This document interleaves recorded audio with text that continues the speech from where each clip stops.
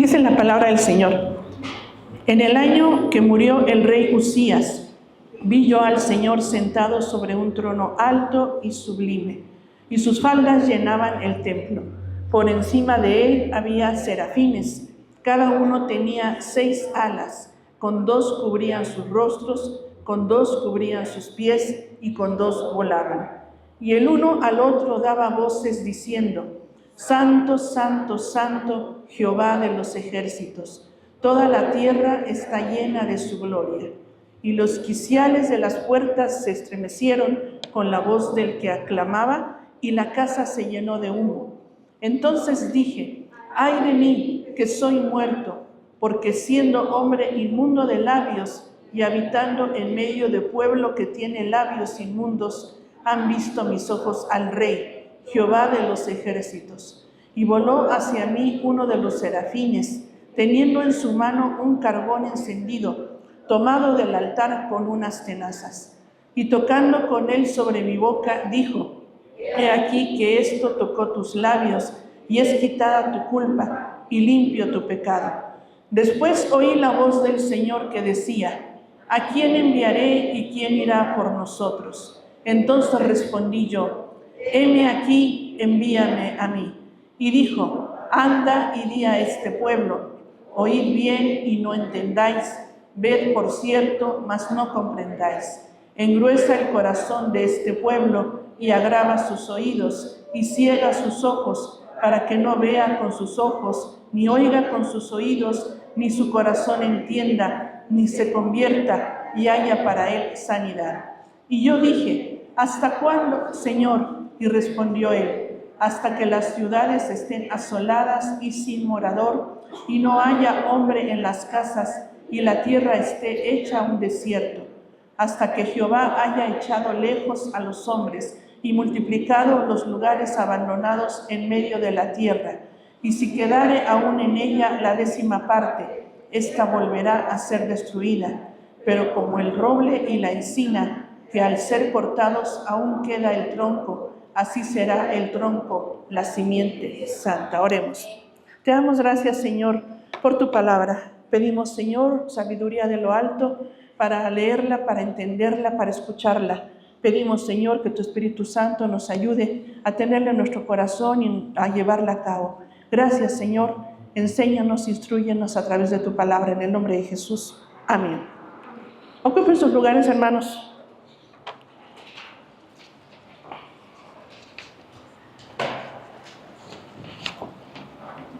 Pues nos toca ver este hermoso capítulo, hermanos, de este profeta, de lo que estamos estudiando, del mensaje de Dios a su pueblo a través del profeta Isaías. Si ustedes recuerdan, un profeta era un mensajero de Dios. Dios llamó a algunos mensajeros suyos a dar su palabra y su voluntad a su pueblo.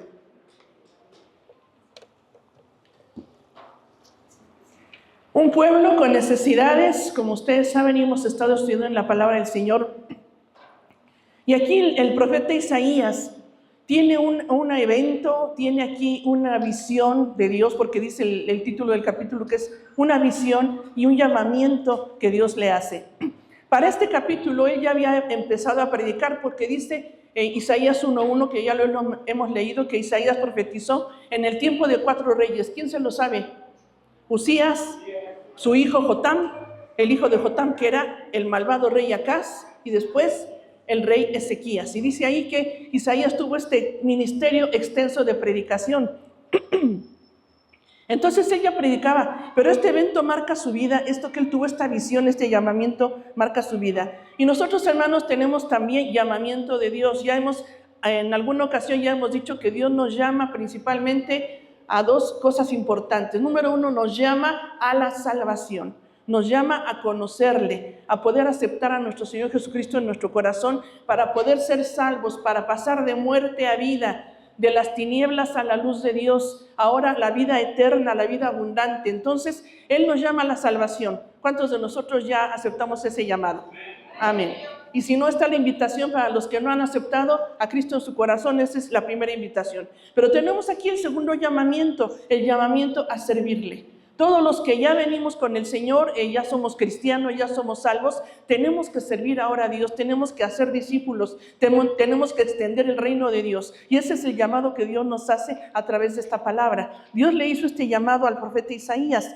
Y aquí este evento es una fecha importante para él, porque inclusive dice el principio del capítulo 6, el versículo 1, ¿en qué tiempo fue? Él tiene la fecha exacta cuando tuvo esta visión, en el año en que murió el rey Usías. Si ustedes recuerdan, el rey Usías empieza, la palabra del Señor nos dice en Crónicas, les voy a buscar segundo de Crónicas 26, los que tengan en su Biblia o están anotando, segundo de Crónicas capítulo 26, los libros de Samuel, Reyes y Crónicas nos hablan de este tiempo, el tiempo de los reyes, donde Dios levantó a los profetas, precisamente porque este tiempo fue de alejamiento de Dios, de corazón duro, de no hacer caso a las cosas de Dios, y Dios levanta a sus profetas. Entonces, en segundo de Crónicas, capítulo 26, nos dice del rey Usías.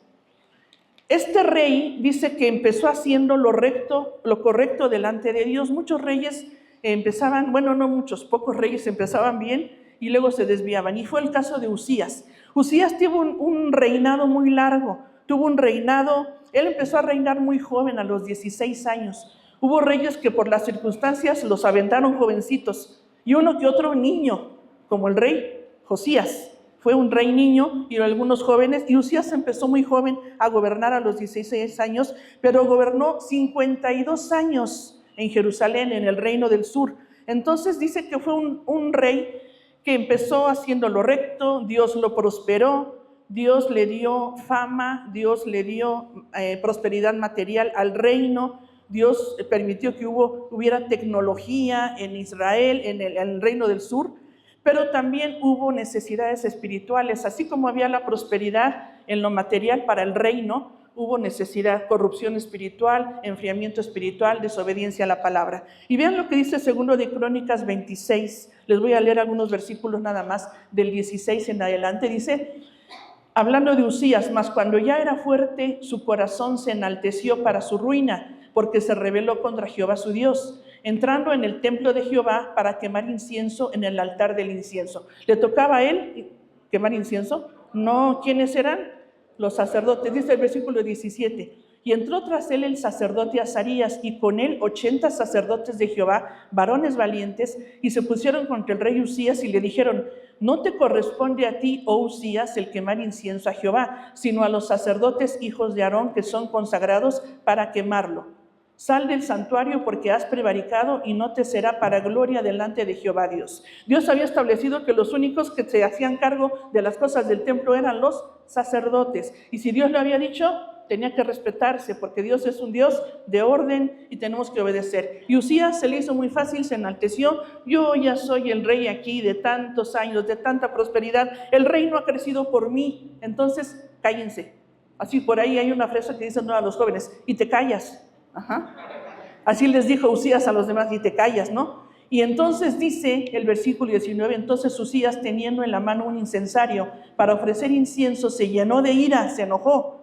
¿Cómo osaban regañarlo si él era el rey? Y en su ira contra los sacerdotes la lepra le brotó en la frente, delante de los sacerdotes en la casa de Jehová y junto al altar del incienso. Entonces tuvieron que sacar al rey, porque Dios ahí manifestó un juicio contra la soberbia de un rey que supuestamente era un rey del pueblo de Dios. Brota la lepra y entonces cualquier leproso no podía estar ni en el templo de Dios, ni en la congregación, tenía que ser aislado. Era una enfermedad muy contagiosa. ¿Qué pasa con Usías? Tiene que empezar a gobernar su hijo Jotam, porque Usías lo tuvieron que apartar del reino. Y después de un tiempo dice que murió Usías. Y cuando muere Usías viene una crisis, aunque ya estaba Jotam y después empezó a gobernar el hijo de Usías llamado Jotam, pero viene esta crisis y Isaías dice, en el año que hubo esta crisis, que el trono estaba vacío, tuve esta visión. En ese año que muere el rey Usías, dice Isaías, Dios llama a Isaías y le da esta visión. Y vamos a ver en estos versículos rápidamente 6 aspectos. Aunque son 6, unos son más breves que otros, así es que no se preocupen de que nos vayamos a tardar mucho. Pero el primer aspecto es una visión de la gloria de Dios. ¿Qué es lo que ve Isaías? Vean qué maravilloso los primeros 3 versículos, porque dice, vi yo al Señor. ¿Dónde vio al Señor? ¿Cómo lo vio? Sentado en un trono. El trono del reino quedó vacío, aunque estaba Jotam, pero se había muerto el rey. Había muerto el rey, pero dice que él ve, estaba Isaías en el templo, ¿y qué ve? Ve al Señor sentado en un trono. ¿Qué trono? ¿Qué clase de trono? Esta misma visión la tienen otros profetas. Vean, escuchen lo que dice Ezequiel.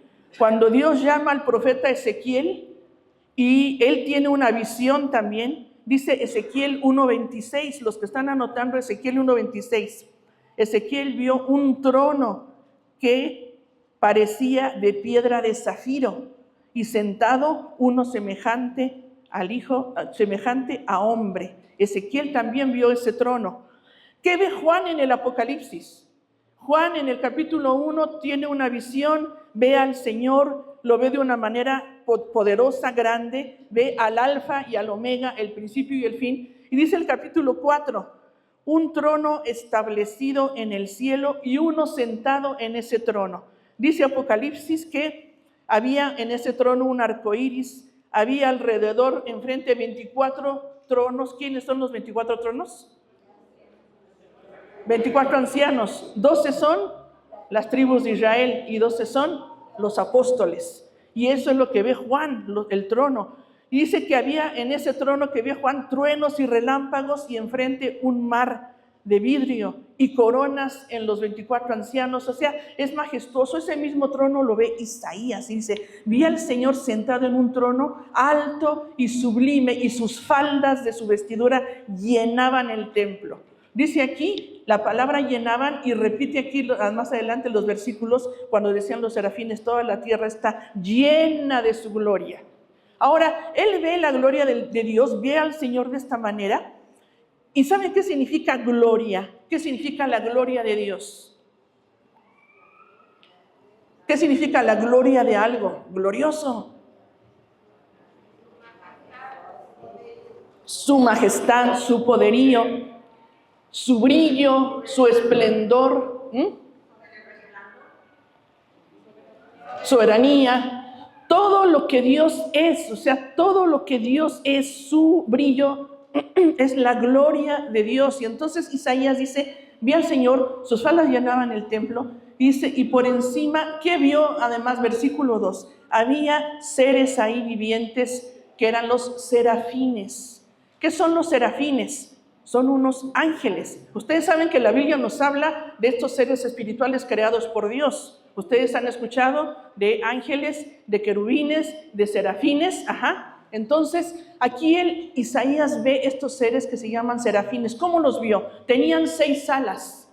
¿Qué pasaban con esos serafines? Con 2 alas cubrían sus rostros, con 2 alas cubrían sus pies, y con 2 alas volaban. Estos 2 serafines, serafín significa ardiente, significa ser ardiente. Estaban entonces en la presencia, en la gloria de Dios, y ellos uno a otro se decían una frase. ¿Qué frase decían? Vean conmigo versículo 2 y vamos a leerla todos. Dice, con 2 cubrían sus rostros, cubrían sus pies, y 2 volaban.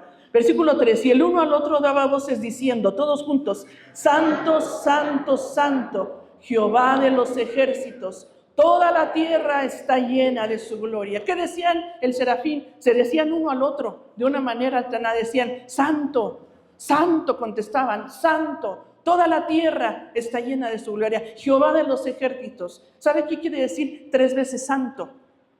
Perfección, Cuando el hebreo y la Biblia enfatiza algo varias veces, es precisamente por la importancia que tiene. Ahora, ¿qué significa santo? ¿Qué quiere decir santo? Para nosotros sabemos que santo significa apartado. ¿En qué sentido Dios es apartado? ¿De qué? Él, apartado del pecado totalmente. Él es único, Él es perfecto. Y están hablando los serafines de su perfección.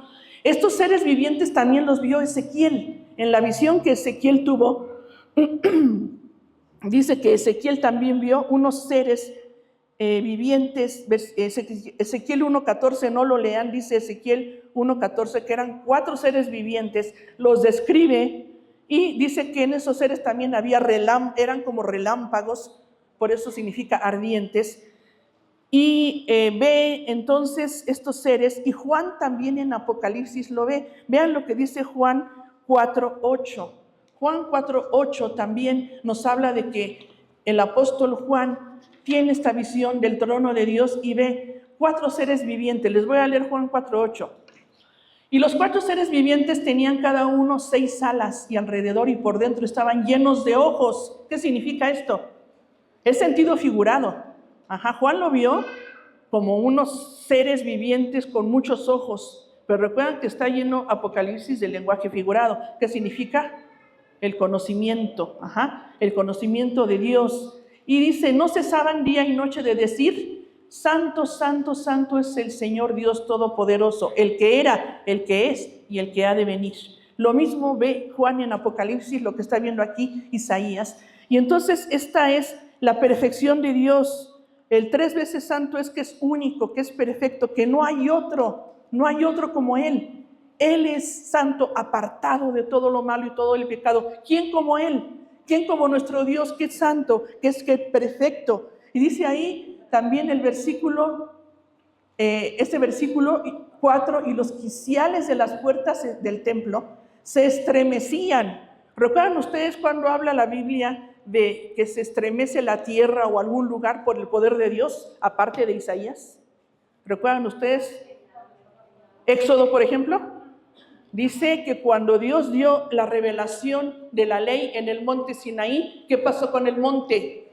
Se estremeció y el pueblo tuvo miedo y hubo relámpagos y hubo la presencia de Dios, y ese es el poder de Dios, hermanos. ¿Qué otra ocasión tembló? Dice el libro de los Hechos, cuando estaban orando, el lugar donde estaban los creyentes tembló, porque ese es el poder de Dios. Por eso dice la palabra del Señor, aunque la tierra tiemble, ¿verdad? Nosotros debemos de confiar en el Señor. Y dice que aquí tembló, los quiciales, se llenó de humo. También Apocalipsis menciona humo en este trono del Señor. Nosotros, hermanos, podemos conocer a nuestro Señor, podemos ver cierta parte de la gloria de Dios. Y cuando nosotros le decimos que le adoramos, precisamente estamos respondiendo a la gloria de Dios, respondiendo a la santidad de Dios. Los serafines, ¿qué cubrían? ¿Por qué cubrían sus rostros y sus pies? Era en reverencia. Ellos, aún como gente, seres creados, estos serafines cerca del Señor, tenían la reverencia y el respeto por Dios. Y nosotros también tenemos a esta gloria de Dios cuando nosotros le cantamos como le hemos cantado hace rato, Señor, eres santo, digno es el Cordero Santo, y podemos conocer parte de lo que Dios es, no en toda su gloria, como vamos a ver ahorita más adelante. Le adoramos también y podemos decir, Señor, esa es tu gloria. Vean, el siguiente aspecto nos habla de qué pasó con Isaías. ¿Qué dijo Isaías en el versículo 5? El segundo aspecto nos habla de una mirada de su condición. Dijo Isaías, versículo 5, entonces dije, ¡ay de mí, que soy muerto! ¿Qué dijo Isaías? Ya me morí. ¿Por qué? Porque es la presencia de Dios, porque es la gloria de Dios. Dice, ya estoy muerto. Siendo hombre inmundo de labios y habitando en medio de pueblo que tiene labios inmundos, han visto mis ojos al Rey Jehová de los ejércitos. Isaías entonces, como respuesta frente a la santidad de Dios y a esta visión, ¿qué dice? Estoy como muerto. ¿Recuerdan ustedes qué le pasó a Juan en Apocalipsis? Cuando Juan ve la visión en el capítulo 1 de Dios de esta manera tan majestuosa, del Señor Jesucristo, como decíamos, el alfa, la omega, de los truenos, de todo lo que él ve de la gloria del Señor, de lo que dice Apocalipsis 4 y 5, de la adoración al que está en el trono, y el capítulo 5, la adoración al Padre, dice entonces en el capítulo 1, dice Juan, entonces cuando le vi, caí como muerto. Eso están los que están anotando, es Apocalipsis 1:17, cuando lo vi, caí como muerto. ¿Qué dijo Job cuando Dios le responde a Job? Y Dios le hace preguntas a Job y Dios le dice, ni siquiera le responde sus preguntas a Job, nada más le dice, ¿dónde estabas cuando yo fundé la tierra? ¿Dónde estabas cuando yo le puse límites al mar? ¿Dónde estabas cuando yo hice esto y aquello? Ve lo que he creado, ve mi gran poder, ve mi gloria. Y entonces dice Job, Señor, de oídas te había oído, ahora mis ojos te ven. ¿Sabes qué, Señor? Me arrepiento en polvo y ceniza. Entonces, es una respuesta a la gloria de Dios, hermanos. ¿Sabe qué? Cuando nos vemos nuestra condición reflejados, vemos la gloria de Dios como un gran reflector, podemos ver nuestra condición. Cuando nos comparamos con los demás, obviamente a veces salimos ganando. Yo no soy como fulano, yo no soy como sultano, está peor que yo. Pero ¿sabe qué? No se compare con los demás. Aquí nos llama el pasaje a ver la gloria de Dios. Y si yo veo la gloria de Dios, obviamente veo mi necesidad y veo mi condición y veo como Isaías, mi condición, que soy inmunda de labios. ¿Qué quiere decir? Que no nada más son los labios. ¿De dónde sale lo que viene en los labios? De la abundancia del corazón. Por eso dice Isaías, soy inmundo de labios. Habito en un pueblo inmundo de labios. Señor, veo mi condición. Nos hace falta ver nuestra condición a veces. Cuando la soberbia llena nuestro corazón, decirle, Señor, quiero ver mi condición. Espíritu de Dios, revélame tu gloria, que yo vea tu gloria. ¿Cómo puedo ver la gloria de Dios? Leyendo la palabra, orando, sirviéndole, acercándome a Él en obediencia. Veo y entonces veo mi necesidad, veo mi condición y digo como Isaías, Señor, soy inmundo. Y viene entonces el tercer aspecto, que es el toque de Dios, que todo lo cambia, porque no me quedo ahí, no me quedo en esta condición. Fíjese que antes de pasar a este tercer aspecto, recordamos que Dios dijo, Éxodo 33:20, no podrás ver mi gloria, le dijo a Moisés. ¿Qué dijo Moisés? Señor, muéstrame tu gloria. ¿Y qué le dijo Dios? No puedes ver mi gloria en todo su esplendor. Cualquiera que vea la gloria de Dios, dice, morirá. Pero te voy a enseñar parte de mi gloria. Y entonces, voy a proclamar quién soy yo. Y dice, escóndete en una peña y pasaré y únicamente verás mis espaldas. ¿Qué quiere decir? Dios no tiene espalda, Dios es espíritu, pero quiere decir en nuestro lenguaje parte de su gloria. Y entonces eso fue lo que pasó con Moisés, pero es lo que dice aquí la palabra del Señor. Pedro también, cuando el Señor vino y lo llamó al ministerio con una pesca milagrosa, Pedro dijo estas palabras, cayó de rodillas y dijo, Señor, soy pecador, hazte un lado, no quiero que te juntes conmigo porque yo soy pecador y tú eres el que estás haciendo este gran milagro. Y el Señor lo llama y dice, ven, te voy a hacer pescador de hombres, el llamamiento de Pedro. Pero esa es la reacción que nosotros tenemos al ver la gloria de Dios. Viene el toque de Dios, versículos 6 y 7. Entonces dice, versículo 6, uno de los serafines voló y ¿qué dijo? Tomó con unas pinzas, con unas tenazas, tomó un carbón encendido del altar de Dios y tocó la boca del profeta y dijo, he aquí esto tocó tus labios y es quitada tu culpa y limpio tu pecado. Dios va y toca al profeta y cambia entonces y dice, esto cambia, el poder de Dios es el que puede cambiar. Lo indigno que se sentía Isaías para seguir con el ministerio, para hablar del pecado, porque él mismo era un hombre que estaba bajo pecado. El serafín viene, toca sus labios, cambia y entonces dice, ya quité tu pecado, ya quité esa culpabilidad y entonces puedes seguir adelante. Isaías mismo ya había empezado a profetizar, decíamos, y en el capítulo 1 le dijo al pueblo, ustedes desde la punta de sus pies hasta la coronilla, ¿qué les dijo? Vean el capítulo 1, unas hojitas antes, versículo 1:6. Y esas son palabras de Dios a su pueblo a través del profeta. 1:6, ¿qué dice?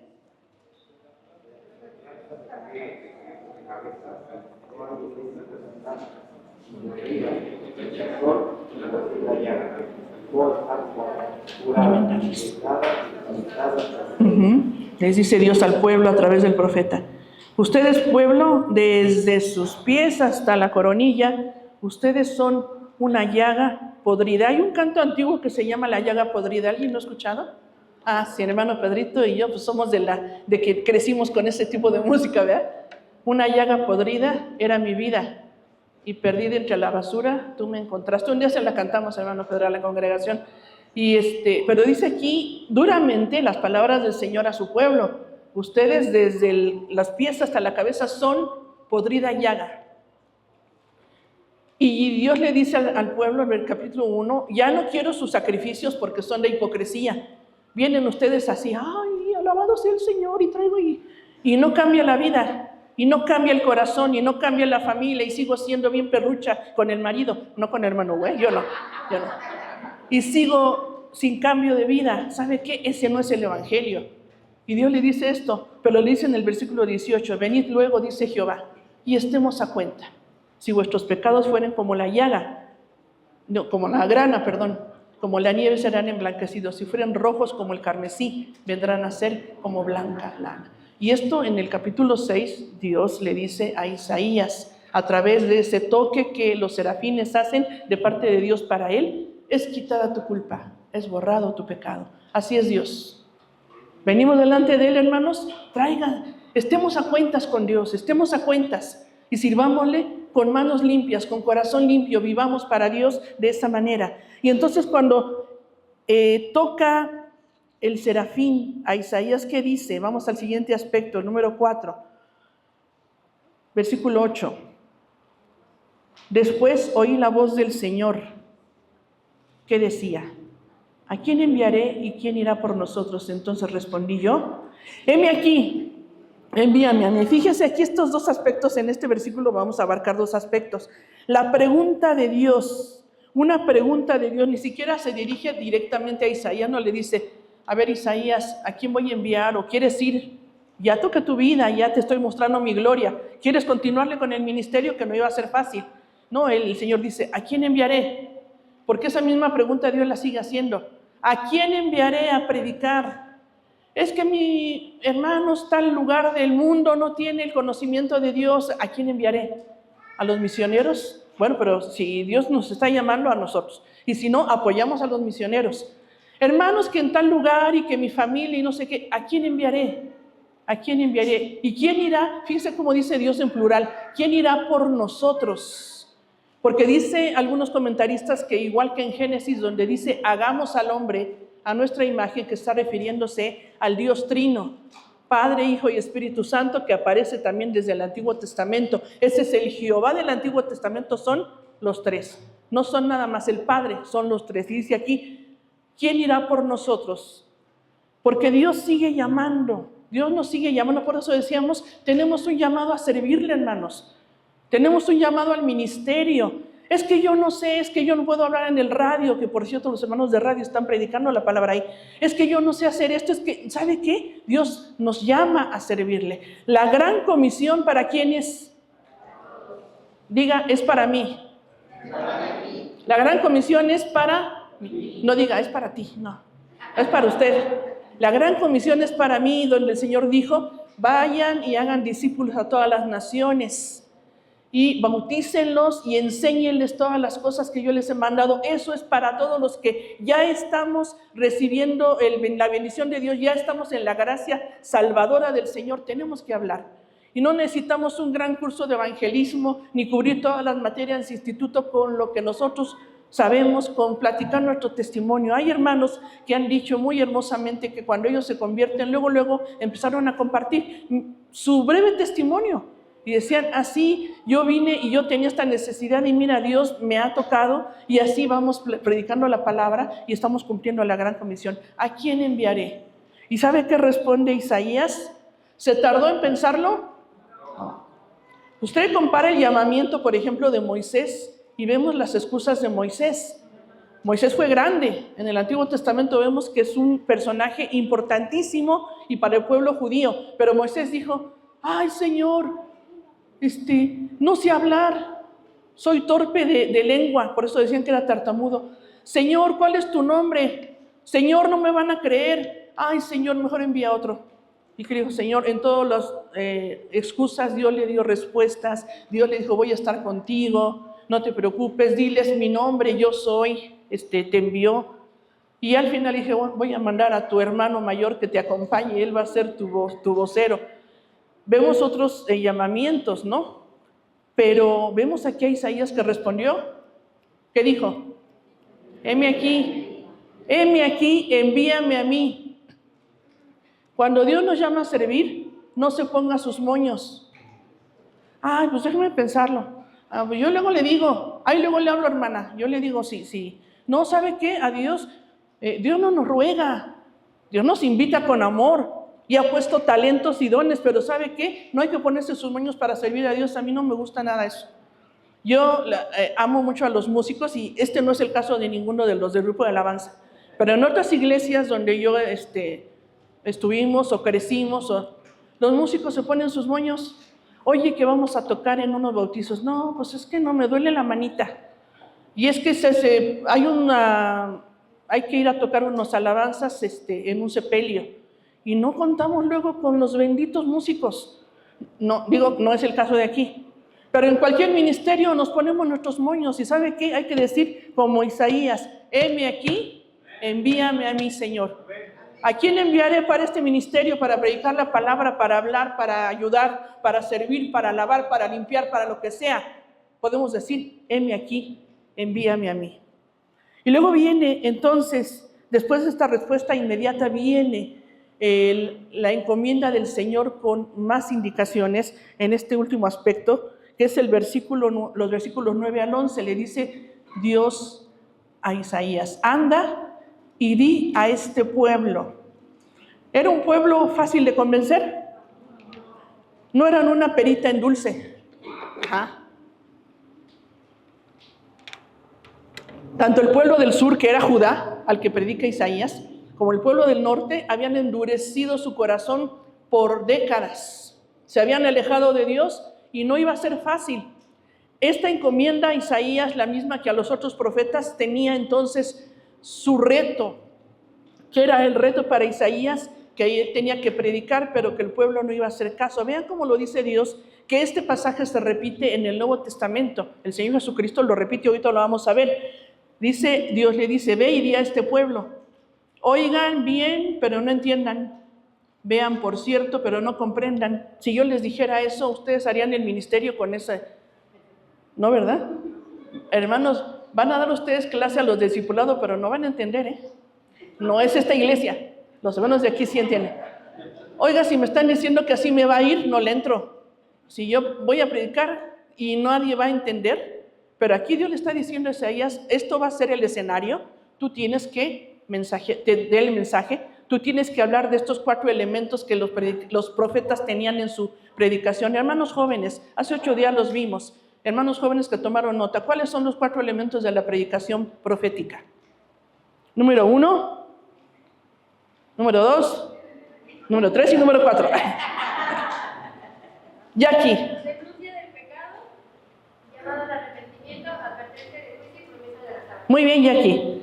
Denuncia de pecado, hermanas, damas, también lo hemos visto. Entonces, Isaías tenía que seguir denunciando el pecado y tocando la herida y diciéndoles, ahí estás mal. Pueblo de Dios, esto y esto y esto, y a veces suavecito y a veces duro. Había profetas que hablaban bien duro. Jeremías le dice al pueblo, como caballo recién alimentado, cada uno relincha tras la mujer de su prójimo. Aguas. Es una manera bien dura de decir pecado, adulterio, coqueteo, mal delante de Dios. Y entonces Dios le dice a Isaías, denuncia el pecado, pero ¿sabes qué? Llama al arrepentimiento, siempre hay oportunidad de Dios. Y también Isaías tenía que advertir de juicio. Si el pueblo no hacía caso, Dios iba a mandar el correctivo, que finalmente no hicieron caso los del sur y se los llevó cautivos Babilonia. Y promesa de restauración. Y Dios le dice a Isaías, háblales y no van a entender. Vean, pero no van a comprender.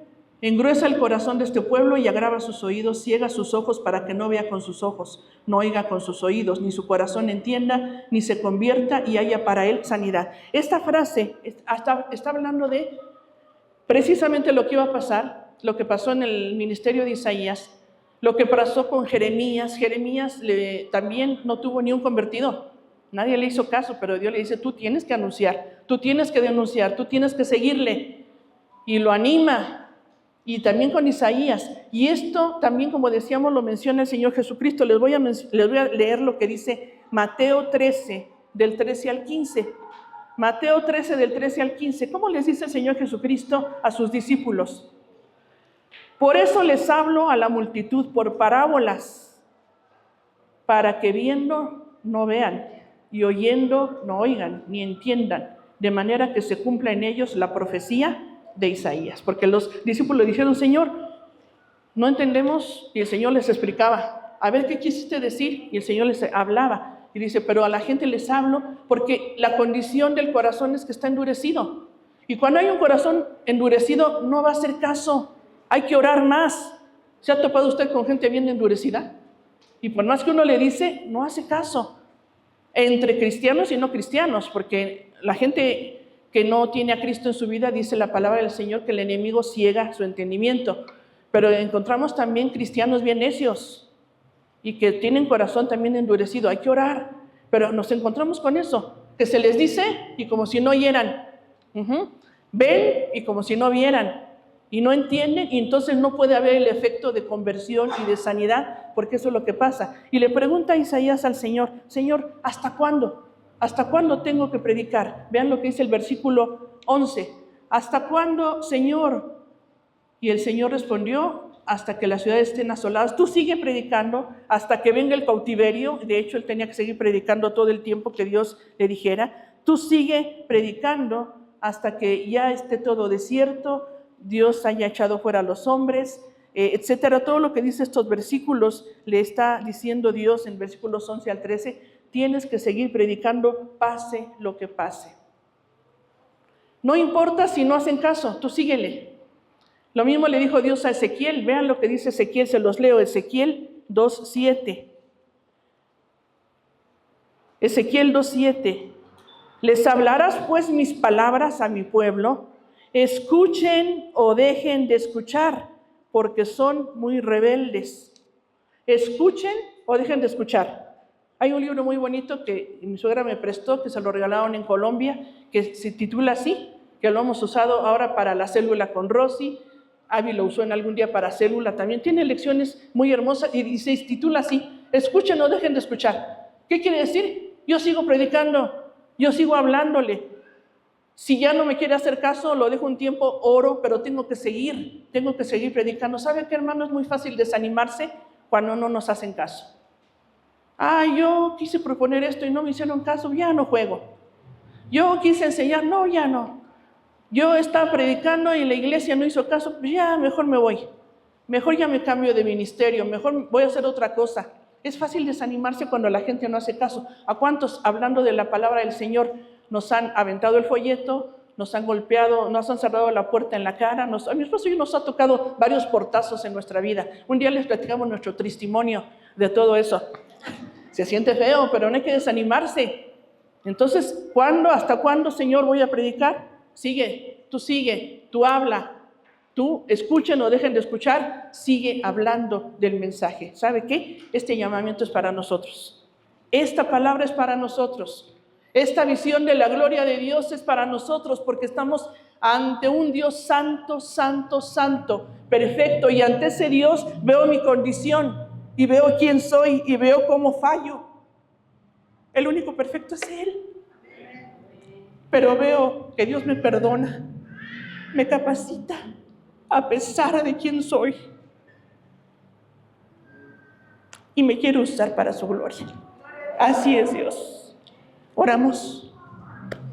Quien quiera pasar y decirle: Señor, toca mi vida con un carbón del altar, toca mi ser, capacítame, perdóname y úsame.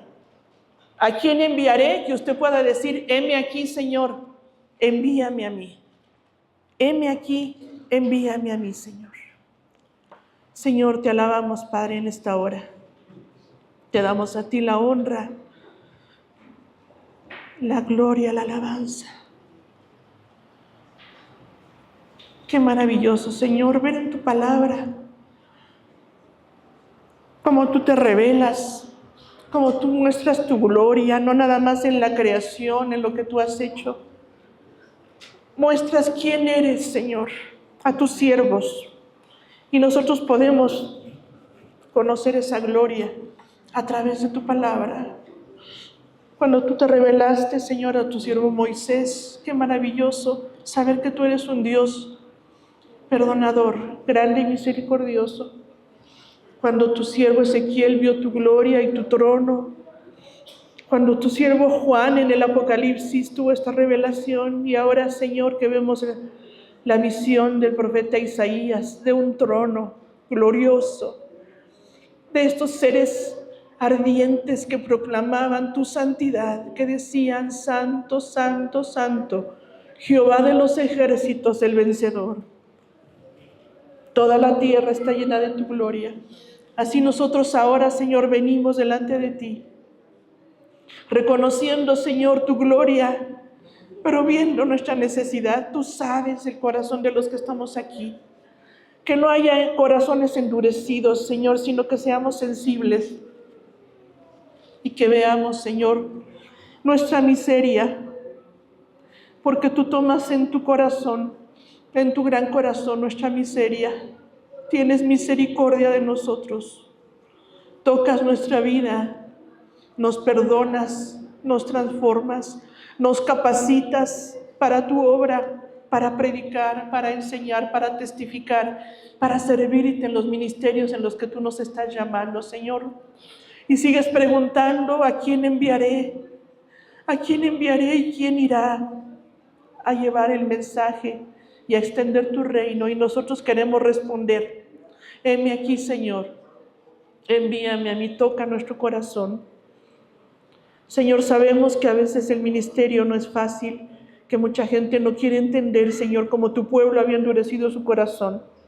Pero, Señor, que nosotros tomemos las fuerzas que vienen de ti y sigamos, Señor, sirviéndote y sigamos predicando, Padre Santo, porque a eso nos has llamado, para eso nos has salvado, Señor, para anunciar las virtudes tuyas que nos has llamado de las tinieblas a tu luz admirable, Señor.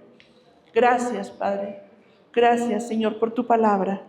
Gracias por tu gracia maravillosa que nos sostiene. Gracias por tu iglesia. Sigue obrando en nuestra vida, Señor. Sigue supliendo, Padre. Y que tu palabra siga siendo la obra para lo cual fue enviada. Porque no volverá vacía, Señor, sino que hará todo aquello para lo que tú la has enviado. En el nombre de Jesús. Amén. Gracias a